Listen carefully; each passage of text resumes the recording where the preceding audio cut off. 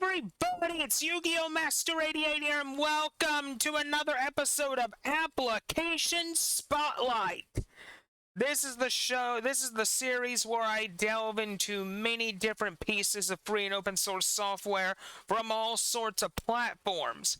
Today, folks, we are covering one of my personal beloved pieces of free and open source software, that being Project Ignis Edopro. Now, if you don't know what Project Ignis Edopro, or Edopro for short, is, it's basically a Yu-Gi-Oh! Trading card game simulator. It's been around for a few years now. It used to be known by a different name, YGO Pro Percy Edition. But that project ceased to existed like late 2019, early 2020, somewhere around there. And in the process, it got forked into this, Edopro. So, I'm going to show you how basically this thing is laid out. So right here, you have your version number. So, we're up to 40.1.4. And this is where the repositories are coming from. This is your OCG core version and your compatibility version. Right here, this is basically all the developers who have contributed to the project, along with all the websites that Project Ignis uses to keep the lights on for Edopro. Right here, you can see if your updates are completed, forbidden and limited card list, Project Ignis puzzles, that sort of thing. Now, this is basically Edopro in a nutshell. You basically make your deck, then go online and duel people with it. So basically, we're just going to select this little Hyrule deck as an example. So basically, I mean, it's for those who, have played the trading card game as long as I have, and you know what Yu-Gi-Oh! Is, you should basically know how the trading card game works, yada, yada, yada. I'm not going to go into any of the trading card game specifics or details in this video. I'm just going to be talking about Edopro. So basically, how the system works here is you basically make your deck, and then you duel people with it. I'll demonstrate how you make a deck. So we're just going to call this test. And then say in the search box here, we type a beast, moment of nefariousness. We are just going to type in 3 of those, and then you save it. Now that your supposed deck is done, you click exit, you go to servers. Right now, we're in EU Casual, and just letting you know, my username is Yu-Gi-Oh! Master 88 on here. And what you do is you go to host. So basically, you're on here, essentially, if you're just doing a normal standard duel, then you're going to want these settings exactly as I have them. So what we can do is we can actually revert the settings to Master Rule 2020 revision, and these are your basic settings here. So what you would then do is pretty much click OK, and then you would pretty much go to host. So that's how that works.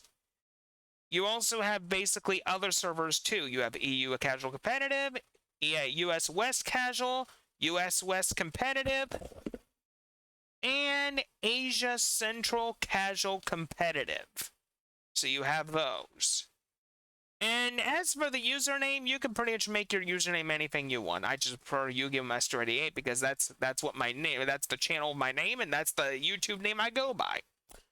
So that's basically it for that. Now, when it comes to hosting different types of games, you have these extra rules right here.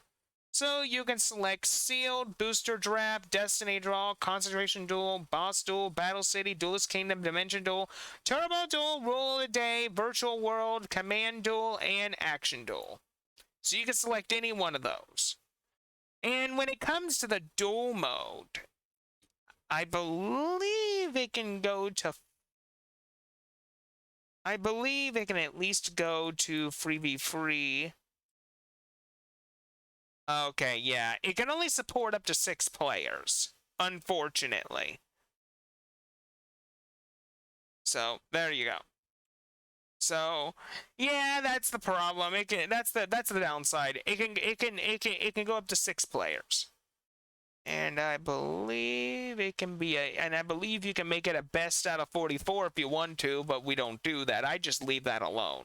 A best of 1 is usually your default.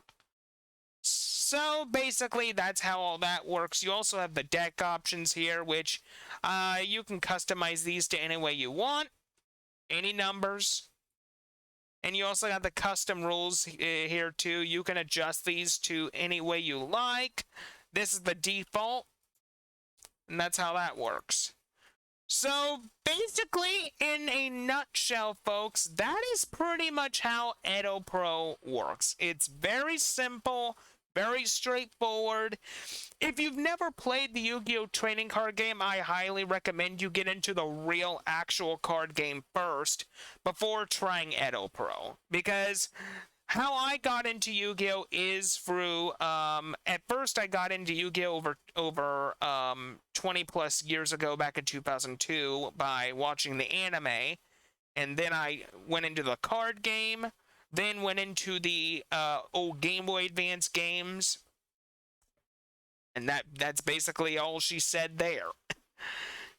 So, I've been playing this game for a very, very, very, very, very long time. But no, I would recommend for people that are getting into Yu-Gi-Oh, do the real card game first, and then you can get your toes wet in Edopro. So, hold on a minute, folks.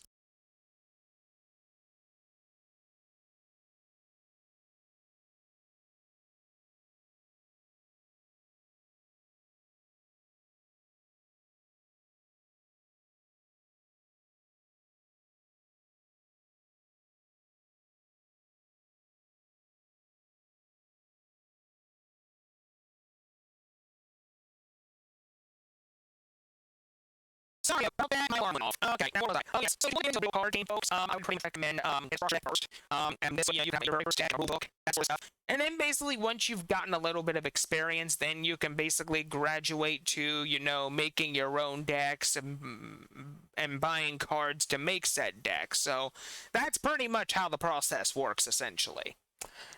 So, anyway, that's pretty much it for this episode of Application Spotlight. I hope you enjoyed this as much as I did, and until next time, this is Yu-Gi-Oh! Master 88 saying see you later.